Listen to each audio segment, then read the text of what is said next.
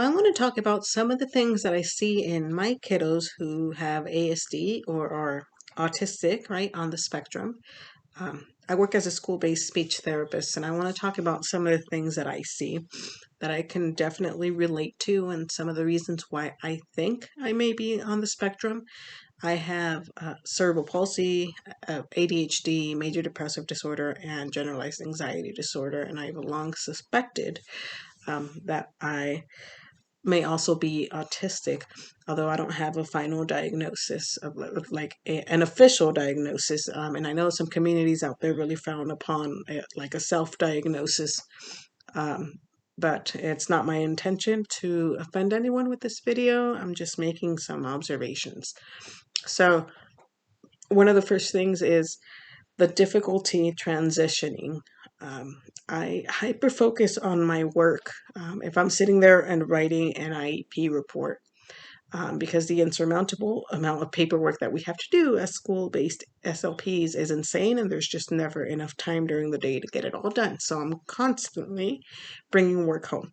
So if I'm sitting there and writing a report and I get interrupted, like by a teacher who wants to come and talk to me about a student who may need speech services, or if I have to go to one of the stupid all staff meetings that have absolutely nothing to do with speech or special education and just feel like a huge waste of time, and yet I still have to sit there every week and go to those meetings. I get so upset. Like it really makes me angry to have to transition out of something that I need to do to go and do this other thing that just seems so trivial. And um, I I think I'm able to manage it because I'm an adult and I mask pretty well. But if I were a child, I could see myself having a meltdown over that. And I do experience what I think are meltdowns, and my version of that is coming home and locking myself in my room and wrapping myself in my blanket and watching anime and eating junk food. And sometimes I come home and I cry for absolutely no reason, but I think it's not really no reason. I think that part of it is I'm so exhausted from having to mask all day and being around people all day. The other day, the smoke detector went off and I cried. And sometimes loud noises really overwhelm me. And I don't like being touched. If you come up behind me and you pat me on the back, I will startle, so I'll jump. I'm not a big fan of that sudden physical touch. Transitioning is hard for me. I need to be front loaded, or if something in my schedule is going to change, um, I need to be, I really require some being told beforehand, right? So front loading. So for example, I work at two different school sites, and it's been a couple times now where I come in and my supervisor, or not my supervisor, the lead SLP will say something like, oh, we're making these posters because we have an in-service presentation today where we have to talk to the general education teachers about strategies that they can use with students in the classroom. And if I was not aware of this, and a lot of times she's not aware of it either, they're like last minute things, and she just kind of goes with the flow and she's like on it, right? But I'm not the type of person who can think on my toes like that. And it gives me a whole lot of anxiety to have to do unexpected things, things that I'm not prepared for. And I find that like the SLP assistant and the lead SLP and the school psychologist and all of the other, my coworkers tend to do really well, just kind of going with the flow and rolling with the punches. And I'm just not like that.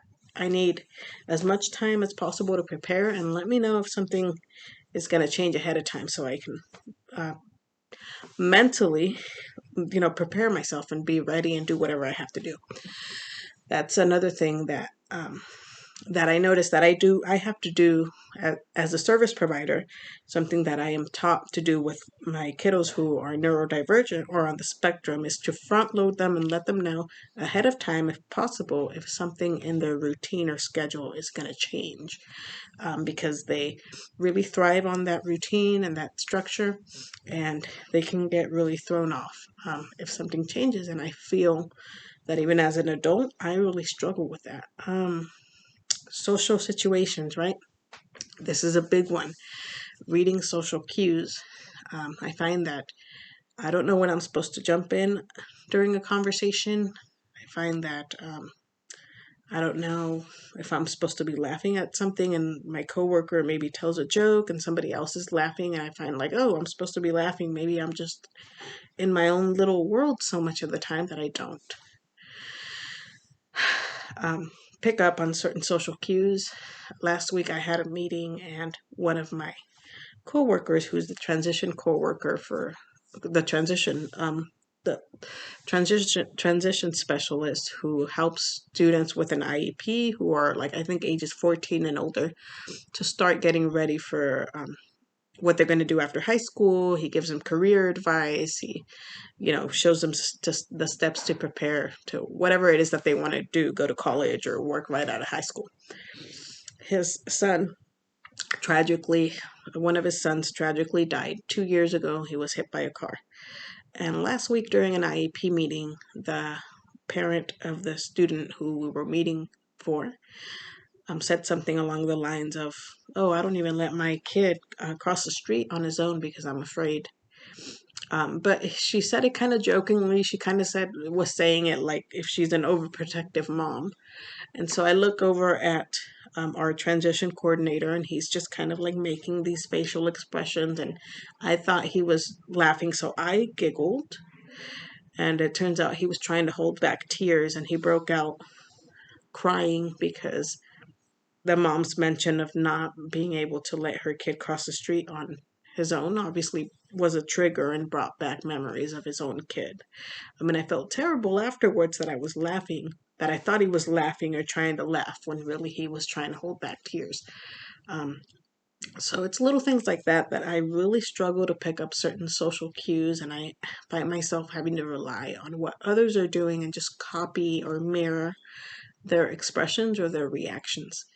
I have a very one-track mind, so if I'm there to work, I'm there to work, and I don't care for chit-chatting or making small talk with teachers out in the hallway. I don't really care about like decorating my speech room and doing all these extra things. I just want to write my reports, go to my meetings, see the kids, and be done with it. And I find that this field in general is very like type A, very bubbly, super outgoing personality, super invested SLPs, and I I just feel sometimes like very out of place. Like I just want to go to work, get my job done, and do my job and come back. And I don't know if that makes me seem like unapproachable or come off as cold to some people, that I don't really like to engage in other things.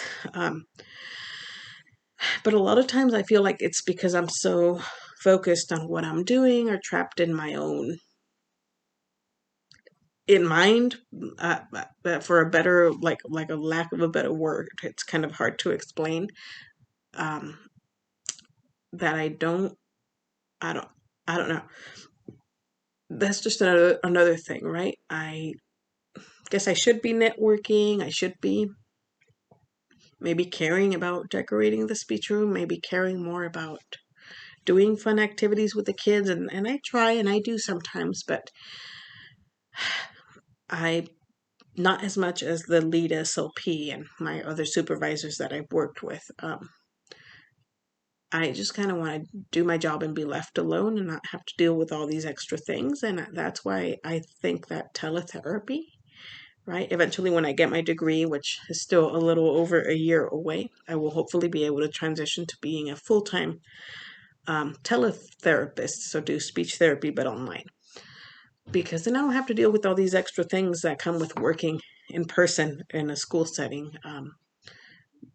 But yeah, I just struggle with so many of these things. And I brought this up to my therapist yesterday when I saw her, and she said, oh, well, your difficulty with socializing and and not caring about little things. A lot of it has to do with trauma and depression and anxiety. So it's like, is it really all that, or is it ASD? Am I on the spectrum, or is it the trauma, or is it both? Because I really don't know at this point.